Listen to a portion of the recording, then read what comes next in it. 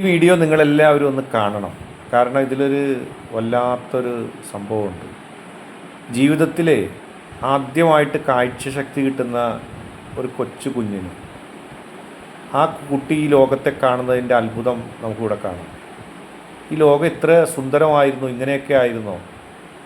ശബ്ദങ്ങൾ മാത്രം ഞാൻ കേട്ടിട്ടുണ്ടായിരുന്നുള്ളൂ. ഞാൻ ആദ്യമായിട്ടാണ് ഈ ലോകത്തെ വർണ്ണങ്ങളും മനോഹരമായ കാഴ്ചകളും കാണുന്നത്. ഈ ലോകത്ത് ദൈവം എനിക്ക് വേണ്ടി എത്ര മനോഹരമായ കാഴ്ചകളാണ് സമ്മാനിച്ചു വെച്ചിരിക്കുന്നത്. അത്ഭുതത്തോടെ ആ കുട്ടി കാണുകയാണ്.